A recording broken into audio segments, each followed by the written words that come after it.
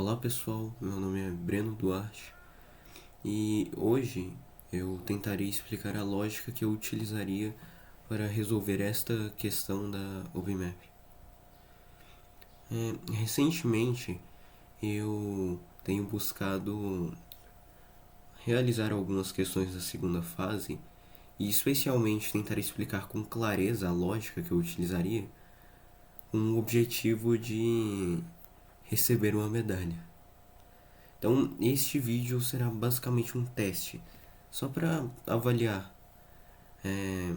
a questão da coesão das explicações, porque eu preciso de uma resposta coesiva para tentar solucionar o problema. Eu não irei resolver nem a questão A, nem a questão B, pois os fundamentos que eu irei utilizar na questão C já basicamente resumem as questões A e B. Então, vamos lá. Antes de resolver a questão C, nós precisamos retornar a algumas concepções aqui.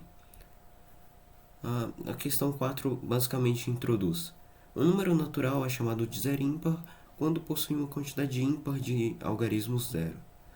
Por exemplo, 32.021 e 8.000 são zero ímpares, enquanto 17 e 2040 não são. Beleza.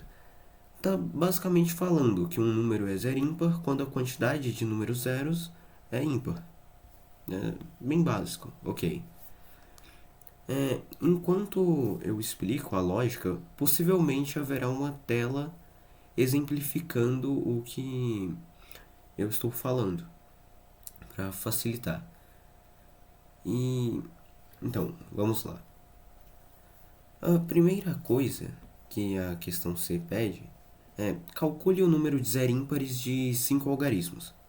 Agora eu vou explicar a lógica que eu utilizaria. Então, a questão também fala, sabendo que há exatamente 2.196 números zero ímpares de 4 algarismos. Então, conforme a lógica que eu utilizei, eu não exatamente usufruí dessa informação aqui. Tipo, eu não sei exatamente qual motivo ela foi apresentada aqui.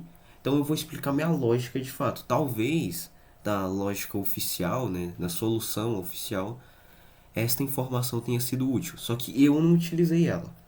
Então eu vou explicar o método que eu utilizei para resolver. Primeira coisa, um número de 5 algarismos. Se nós formos analisar uma das formas de calcular a probabilidade, nós precisaríamos apenas calcular o número de algarismos que um determinado algarismo pode assumir. Por exemplo, se nós temos um número de 2 algarismos, nós sabemos que o primeiro número tem 9 possibilidades. Aí você me pergunta, tá, por que 9 e não, sei lá, 10? Simples. O zero não pode ser utilizado como o primeiro algarismo. Senão seria um número de apenas um algarismo, porque o zero meio que anula aquela casa. Então, é um número. Então, meio que a gente utiliza um método que avalia separadamente os algarismos de um número. Se é um número de 2 algarismos, nós avaliamos separadamente as possibilidades e as formas que cada algarismo pode assumir dentro de um determinado contexto. Vamos supor que eu queira saber a quantidade de números de 2 algarismos. Simples. Simplesmente você calcula a possibilidade separada de cada algarismo e depois multiplica entre si. No caso, o primeiro algarismo desse número tem 9 formas. Isto significa que ele pode assumir 9 outros algarismos. Por exemplo, ele pode ser 1, 2, 3, 4, 5, 6, 7, 8 e 9. Eu já expliquei o porquê de ele não ser zero.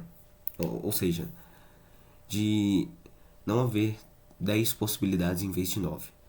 Já o segundo algarismo meio que não tem restrição. Ele pode ser zero, porque ele não vai anular um número inteiro. Ele só desenvolve um outro número com base nesse zero. Então ele pode ter 10 possibilidades, ou seja, 0, 1, 2, 3, 4, 5, 6, 7, 8 e 9. Agora, para achar o número de possibilidades, ou seja, o número de... a quantidade de números com dois algarismos, basta multiplicar esses dois resultados. Ou seja, 9 vezes 10, 90. Uma das maneiras de visualizar isso com maior clareza é simplesmente pensar em uma bandeira dividida em dois segmentos. E vamos supor que você queira pintá-la com duas cores. Ou seja, cada segmento recebe uma cor. O primeiro segmento pode ser tanto da cor X quanto da cor Y, ou seja, ele tem duas possibilidades. O segundo também pode ser tanto da cor X, tanto da cor Y, ou seja, duas possibilidades. Multiplicando, nós teríamos 4 possibilidades ao todo. Beleza, assim a visualização ficou um pouquinho mais ampla. Agora imagine, por exemplo, apenas uma bandeira, sem nenhum segmento, só uma bandeira. Bem, você só tem uma área para colorir. E vamos supor que você queira pintar com duas cores. Há só duas possibilidades. 2 vezes 1, 2. Então você só tem duas possibilidades de pintura. Ou é da cor X ou da cor Y. Assim eu acho que ficou melhor para visualizar o problema. Então voltando aqui. Calcule o número de zero ímpares de 5 algarismos. Bem, nós sabemos que o primeiro algarismo pode ser qualquer algarismo, exceto zero. Ou seja, ele tem 9 possibilidades. Aí você pensa, não, então é simples. Eu pego esse 9 e elevo a 5, porque o primeiro seria 9, o segundo 9, o terceiro 9, o quarto 9, o 5 9. Isso aqui não é exatamente assim. Aqui a gente tem uma restrição. Calcule o número de zero ímpares. Como eu falei, o zero ímpar é aquele número em que a quantidade de números zeros é ímpar. Logo, tem que haver pelo menos um número zero, porque não pode ter nenhum, entendeu? Porque, o zero é considerado par, então quando não há nenhum número zero, ele já não fica como zero ímpar. E o número não pode ser par no geral, por exemplo, ter dois algarismos zeros. E aí é que vem algo um pouquinho mais complexo. É uma lógica mais complexa neste caso. O segundo algarismo, vamos lá. Ele poderia ter 9 possibilidades. Mas é aí que tá. Ele também poderia ser zero. Aí é que a gente começa a dividir a lógica. Na questão B, fica melhor de visualizar isso. Eu acho que eu vou ter que acabar resolvendo ela para explicar melhor a questão C. Então, deixa esse cálculo aí e vamos para a questão B. Quantos são os números zero ímpares de 3 algarismos? Vamos lá. Se há 3 algarismos, isto significa que a quantidade de números zeros obrigatoriamente é 1. Aí você me pergunta, mas por quê? Bem, não pode ser 2, porque aí já seria par. E não pode ser 3, porque aí o número ficaria nulo no geral. Então ele só tem um número zero, obrigatoriamente. Aí o que a gente pega? Nós teríamos que calcular separadamente esse número aí. Ele tem 3 algarismos. O primeiro algarismo tem 9 possibilidades. Ou seja, todos os algarismos exceto o zero. Aí é que tá. A gente meio que tem que quebrar essa lógica. O segundo algarismo pode assumir basicamente duas possibilidades. Entre muitas aspas. É uma possibilidade da possibilidade. Ou ele pode ter 9 possibilidades, ou seja, ou ele pode ser 1, 2, 3, 4, 5, 6, 7, 8, 9. Ou ele é necessariamente zero. Porque tem que ter pelo menos um número zero. Se ele for zero, isso faz com que o terceiro algarismo tenha 9 possibilidades. Aí se meio que fragmenta. Ou seja, o primeiro algarismo tem 9 possibilidades, o segundo tem apenas uma, porque ele é obrigatoriamente igual a zero, e o terceiro é 9. Aí você me pergunta, mas por que não seria 10? Porque o zero não está incluso nisso. Se o algarismo do meio já é zero, um outro não poderia ser zero, porque seriam dois números zeros. Então, seria simplesmente 9, que é o número de possibilidades do primeiro algarismo, vezes 1, que é o número de possibilidades do segundo algarismo, vezes 9, que é o número de possibilidades do terceiro algarismo. Resumidamente, 9 vezes 9, 81. E aí é que tá. E nos casos em que o último algarismo é zero? É a mesma coisa. O primeiro algarismo tem 9 possibilidades, o segundo também tem 9, e o último teria 1. Ou seja, resumidamente, 81 casos. Aí você basicamente só tem que somar os dois casos. Desculpa, as duas situações aí que você tem. Ou seja, 81 mais 81, 162. Pronto. Agora que eu expliquei a B, vamos para C. Agora a gente sabe que a gente tem que dividir esses casos de uma maneira bem interessante. Em que o caso, por exemplo, a gente tem que meio que pegar um algarismo sozinho e avaliar se ele pode ser zero ou se ele pode ser outros 9 algarismos. Só que aqui fica um pouquinho confuso, porque além do primeiro algarismo, nós temos outros 4 algarismos. E cada um deles pode assumir a forma de zero, mas eles não podem assumir a forma de zero ao mesmo tempo, porque aí nós teríamos 4 números zeros e, consequentemente, não seria um número zero ímpar. Aí você poderia calcular separadamente, só que aí é que entra uma outra confusão. Você teria muitos casos para analisar. Você teria um caso em que o segundo algarismo é zero e, sei lá, o terceiro também é zero e o quarto também é zero. Só que você também teria um caso em que o segundo é zero, o terceiro é zero e o quinto é zero. Porque aí teríamos 3 números zeros e, consequentemente, daria um número zero ímpar. Tá, aí você começa a ficar confuso. Então como é que eu poderia analisar isso? Aí é que vem. Você teria que analisar as formas pelas quais esses 4 algarismos se organizam. Aí você consegue achar todos os arranjos dessa formação aí. Considerando que são 4 algarismos, cada algarismo pode assumir basicamente 2 formas. Ou ele tem 9 possibilidades, ou necessariamente tem uma possibilidade. Porque ou ele é zero, ou ele é um dos outros 9 algarismos. Assim, cada um desses 4 algarismos tem 2 possibilidades de uma possibilidade específica. Se cada um desses 4 tem 2 possibilidades, e o resultado tem que ser obrigatoriamente uma multiplicação entre essas possibilidades, então seria 2 vezes 2 vezes 2 vezes 2. Basicamente 2 elevado a 4, ou seja, 16. E neste processo, você tem que reparar que é uma potência e não uma multiplicação aí, tá? Como nós estamos falando do 2 vezes 2 vezes 2 vezes 2, seria 2 elevado a 4 e não 2 vezes 4. Então essa confusão pode acabar resultando num erro. Só que aí é que tá. Repare que nessas 16 possibilidades de formação, o 16 também inclui alguns casos que não são aceitos pelos zero ímpares. Por exemplo, em que todos esses 4 algarismos são zero. Aí já não seria um número zero ímpar. Então a gente tem que eliminar os casos que não poderiam ser. E esses casos são justamente os que têm a quantidade de zeros como um número par. Nós sabemos que o número de possibilidades total é 16. 16 é um número par.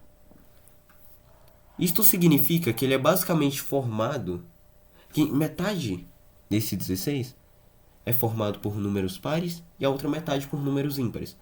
Como a gente só quer a quantidade de números ímpares, nós temos 8, que é a metade de 16. Com esse 8, ainda há um outro problema. Porque aí é que entram 2 outros casos. Bem, a gente sabe que o primeiro algarismo necessariamente tem 9 possibilidades. Ele não muda de 9 para 1, porque ele não pode ser 0 também. E aí é que vem a coisa engraçada. É que há 2 possibilidades de valor. Uma em que 3 dos algarismos são 0 Ou seja, 3 dos algarismos têm apenas uma possibilidade no total. E, consequentemente, os outros dois teriam 9 possibilidades. Aí, 9 vezes 9, 81. E o caso em que apenas um algarismo é igual a zero e os outros 4 restantes, que tem 9 possibilidades, podem ser 9 algarismos. Então seria basicamente 9 elevado a 4. Se nós utilizarmos a calculadora, ou mesmo resolvermos mentalmente, desculpa, utilizando uma folha de cálculo, né? Nós chegaríamos ao valor de 6.561. Então agora a gente já entendeu que há duas possibilidades de valor. Tá, e há 8 maneiras de arranjar os 4 últimos algarismos. O que a gente visualiza? Metade, metade. Metade desses casos seria em que o valor é 6.561 e a outra metade seria que o valor é 81. Então, metade de 8, 4. Então, a gente pega o valor e multiplica por 4 e depois soma esses valores.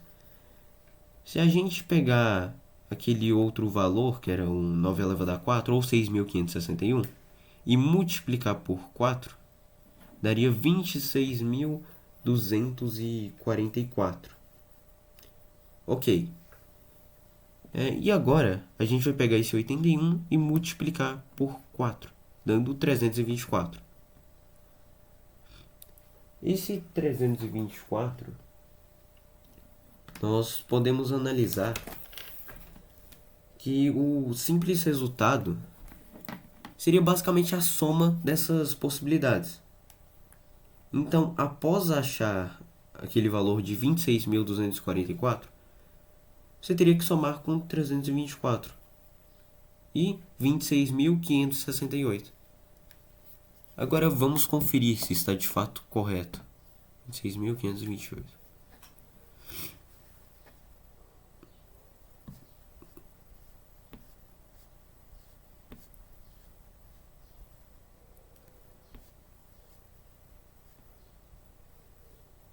E aqui está, 26.500... e 68. Desculpa, eu falei errado. 26.568. Eu acabei falando 26.528, mas enfim, deu para entender. E assim, eu não visualizei um método de resolução, mas pelo que eu vejo ele está bem reduzido. Então acho que eu utilizei uma lógica não errada, porque nenhuma lógica é exatamente errada, mas uma lógica, como poderia falar, muito ampla. Eu acabei intensificando, estendendo bastante a lógica. Eu estou tentando buscar um modelo lógico que não gaste tanto tempo e que consiga ser explicado com clareza. Tipo, eu inclusive estou neste momento fazendo um apelo, né, pro pessoal dos comentários que me ajudem para resolver, né, encontrar uma resolução para estas questões. Lembrando que este é só um vídeo teste, é o primeiro vídeo em que eu estou apresentando um método de resolução, então eu estou tentando buscar clareza e coesão na minha fala. Enfim, pessoal, espero que vocês tenham gostado e até o próximo vídeo, que possivelmente será um outro vídeo de resolução de questões da segunda fase da UBMAP.